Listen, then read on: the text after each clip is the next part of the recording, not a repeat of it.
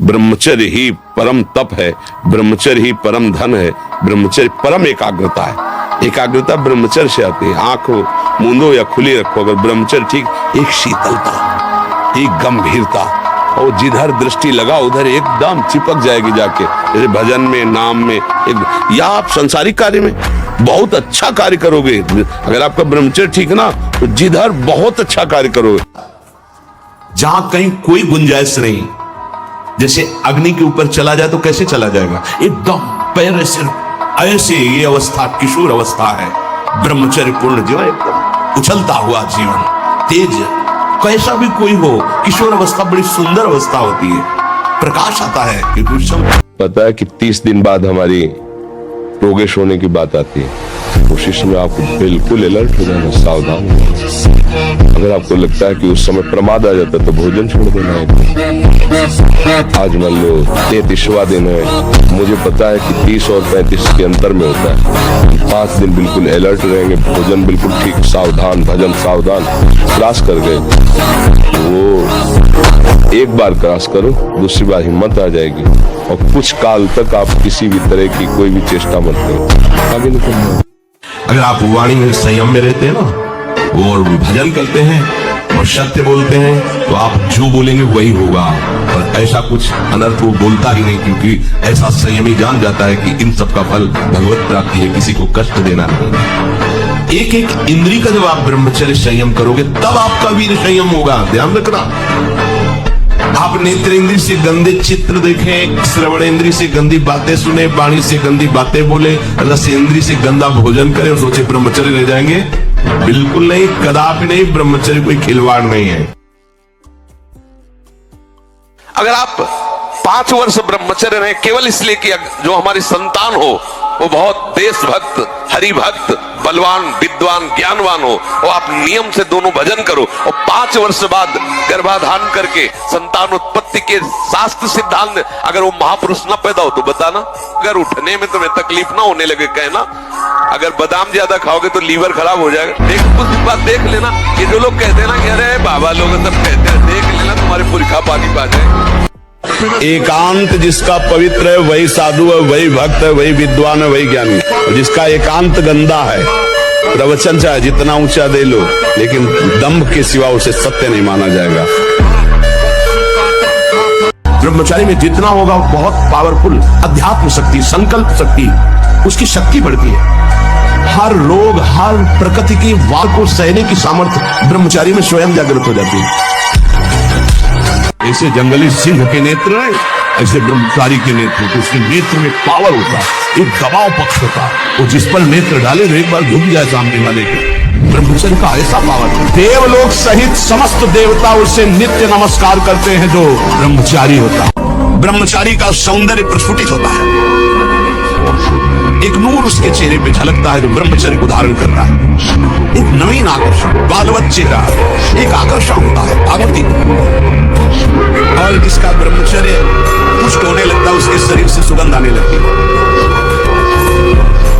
सुगंध, जो भोगी पुरुष होता है पास से निकल जाए तो दुर्गंध निकलेगी, और जो ब्रह्मचारी होगा तो उसके शरीर में सौरभ होगी।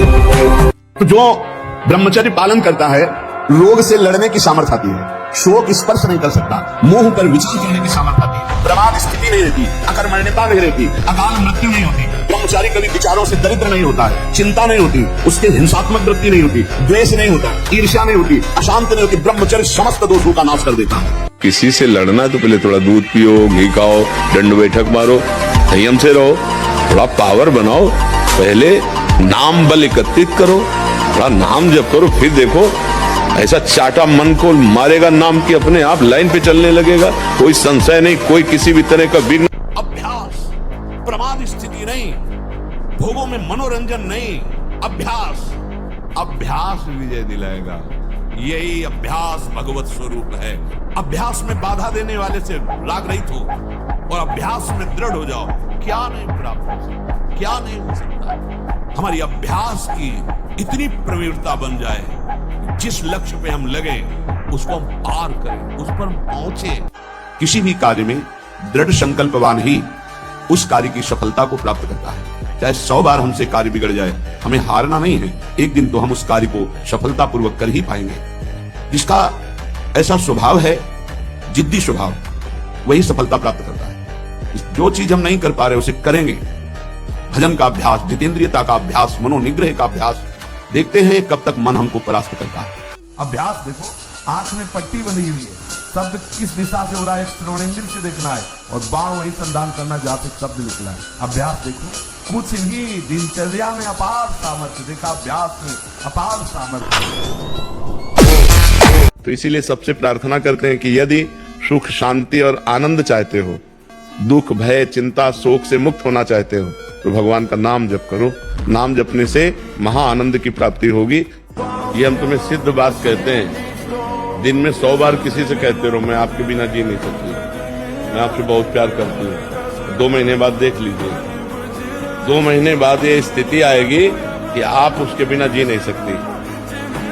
कह के देख लो, झूठे कहो, किसी से झूठा कहो, सत्य बात कहते हैं। किसी से रोज कहो तुम कि मैं 100 बार कि मैं आपके बिना जी नहीं सकती, मैं आपसे बहुत प्यार करती हूँ, मैं आपके बिना जी नहीं। 2 महीने में हालत ये हो जाएगी कि आप उसके बिना जी नहीं सकती हो। कोई हस्तक्रिया करता है तो उसके सीधे कलेजे पर धक्का लगता है। जब क्रिया करता है तो संपूर्ण स्नायुओं में हलचल और हृदय पर धक्का लगता है, जिससे उसका दिल कमजोर होने लगता है। और वही सबसे ज्यादा जिसे हार्ट अटैक कहते हैं, वही कारण होता है। वीर चरण ही उसका प्रधान कारण होता है।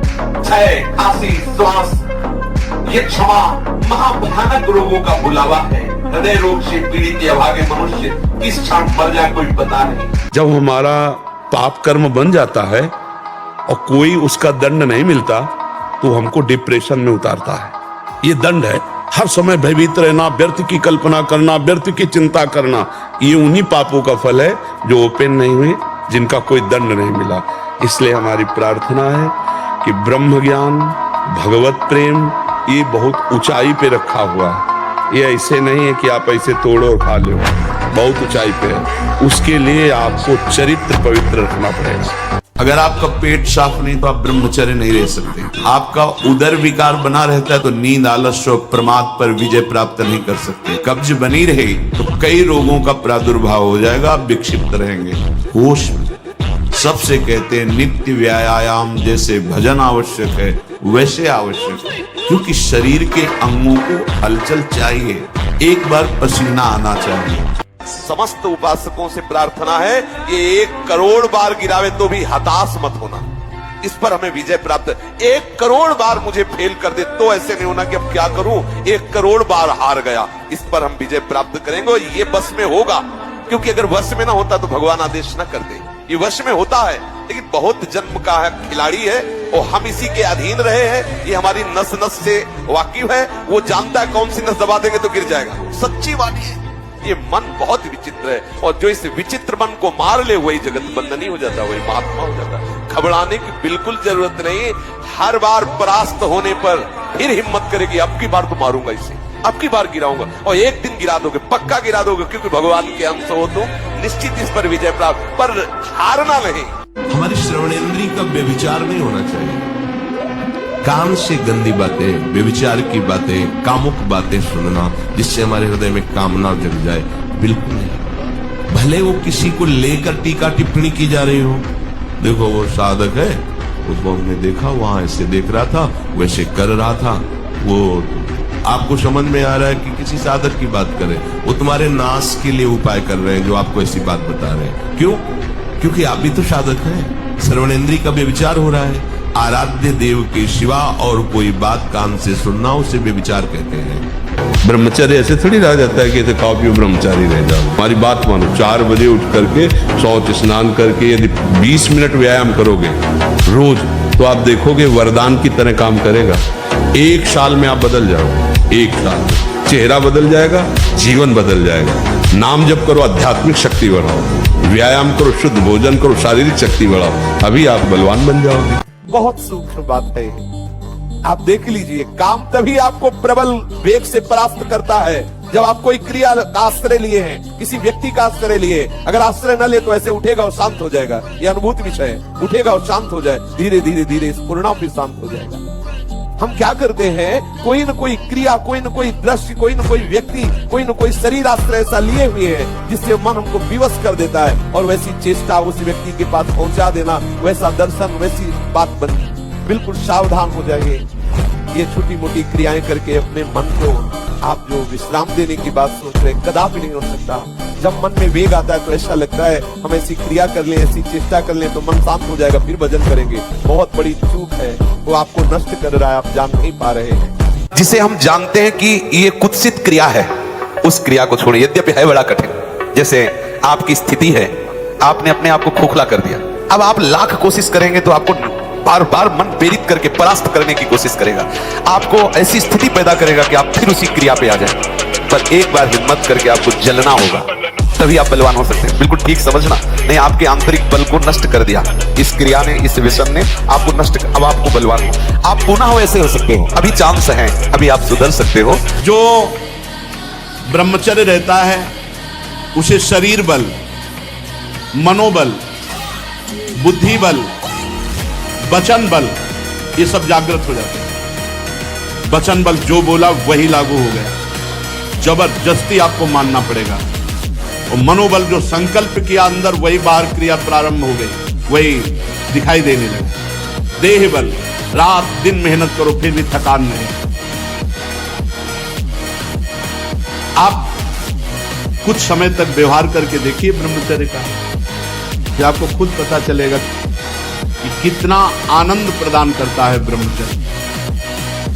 ब्रह्मचारी को विषय भोग जहर है ऐसा मानना चाहिए।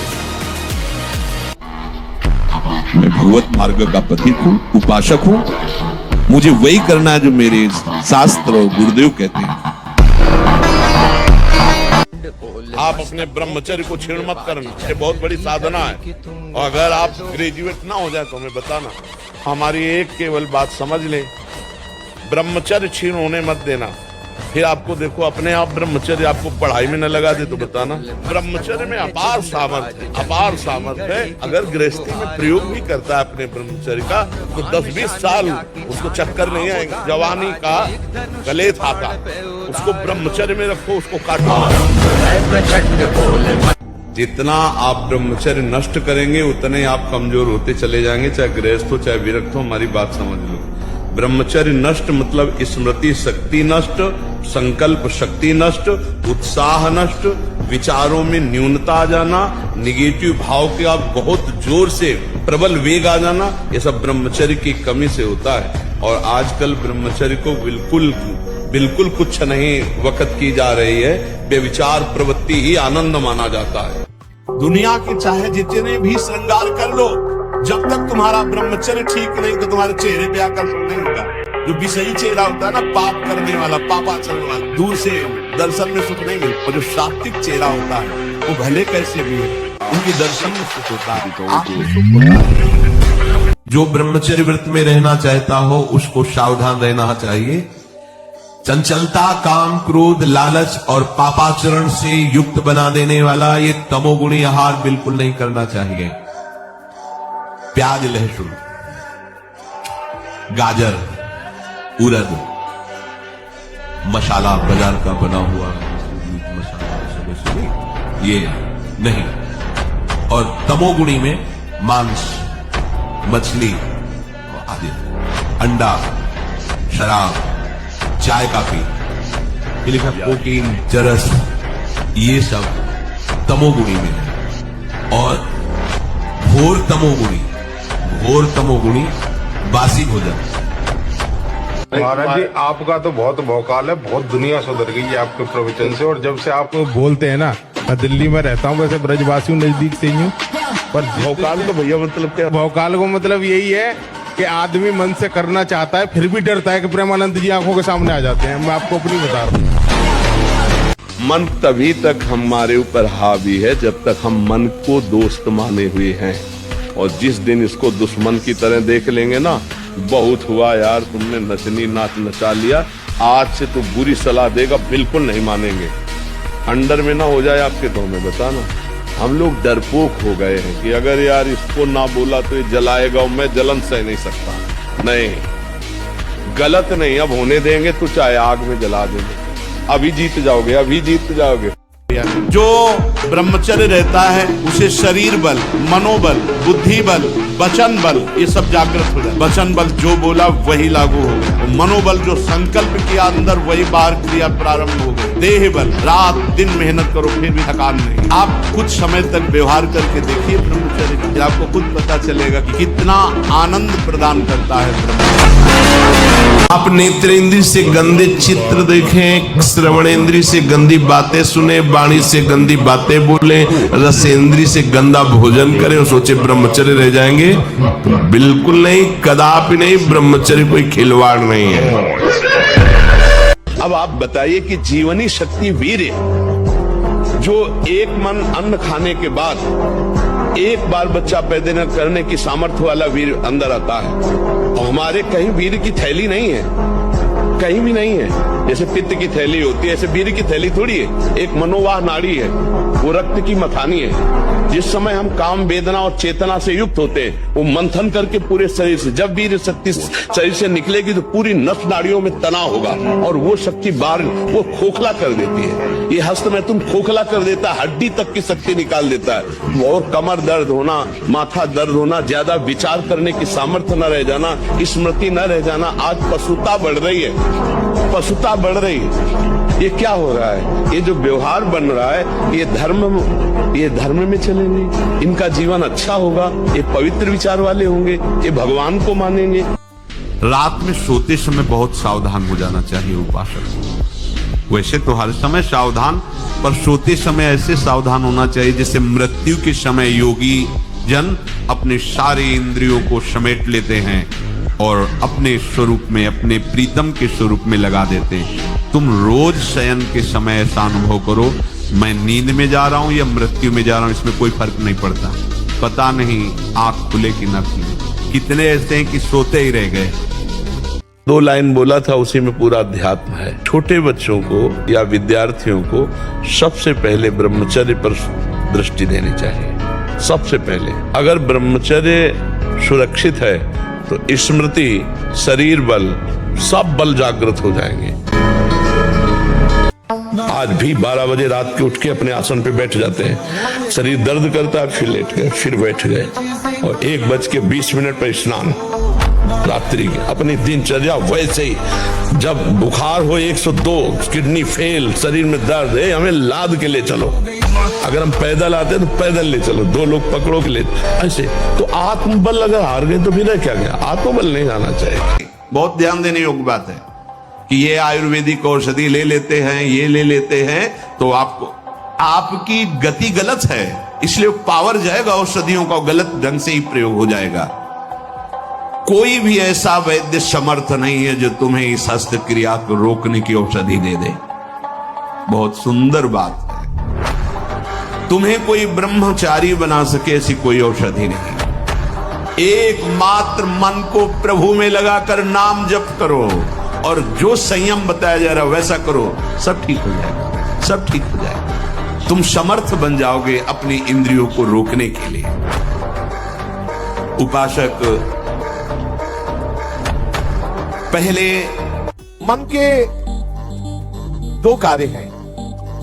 एक है विषय का अवलंबन और दूसरा है विषय का चिंतन। ये किसी न किसी विषय का सहारा ढूंढता है। आप देख लेना, हमारे भ्रष्ट होने का कारण हमारा कोई न कोई सहारा है किसी भी विषय में। आप देख लीजिए, जो विषय आपको बहुत परेशान किए हैं, आप जानबूझ करके खुद अपना नाश कर रहे हैं। इसमें किसी का तर्क काम नहीं करेगा, क्योंकि उसी मार्ग में चले हुए हैं। आप यदि आश्रय नहीं दिए हैं, आपने किसी क्रिया या किसी व्यक्ति का आश्रय नहीं दिया है, तो आप कुछ ही दिनों में निर्विकार हो जाएंगे, आपका मन शांत हो जाएगा।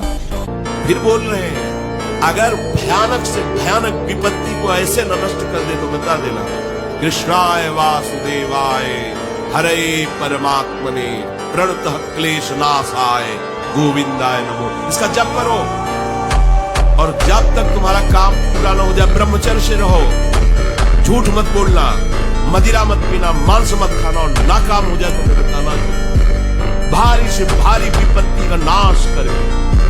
आज जो बच्चे कहते हैं ज्यादा पढ़ो तो सर दर्द करने लगता है, आंखें कमजोर है, ब्रह्मचर्यहीनता, खुली बात कह रहे हैं, ब्रह्मचर्यहीनता। अगर ब्रह्मचर्य पुष्ट रखोगे कभी नहीं ऐसा बात आएगी। तो जिसका ब्रह्मचर्य ठीक है, जिसके विचार पवित्र है, जिसकी वाणी नेत्र श्रवणेन्द्रिय पवित्र है और जिसका आहार पवित्र है, वो कुछ भी कर सकता है। वो समाज के लिए, अपने लिए, सबके लिए कर सकता है। और जो ब्रह्मचर्यहीन भ्रष्ट आचरण वाला है, मनमानी भोजन पाने वाला है, जहां जैसे मन आया और मनमानी आचरण करने वाला है, वो ड्रामा कर सकता है, समाज सुधार नहीं कर सकता। हम खुद भक्त हैं, भगवान के मार्ग के हैं, तो हमें थोड़ी कह रहे हैं कि कृपा में सामर्थ्य नहीं, लेकिन अभ्यास में भी बच्चा सामर्थ्य है। मेहनत करोगे तो भगवान तुम्हें देख रहे हैं ना। तुम भगवान से ना कृपा मांगो, हम यही तुम्हें दिखाना चाहते हैं उनको कि देश। वो मानते हैं क्या भगवान को? वो बोले क्या जय श्री राम जय श्री कृष्ण बोले क्या? उनका अभ्यास, वो अभ्यास में प्रवीणता दिखाते हैं, खाते हैं पीते हैं, अभ्यास में प्रवीणता दिखाते हैं, विजय लेके चले जाते हैं। हमारा यदि अभ्यास है तो भगवान चूकने नहीं देंगे, क्योंकि हमने पसीना चुहाया अभ्यास में। व्यभिचारी कभी अभ्यास सफल नहीं कर सकता।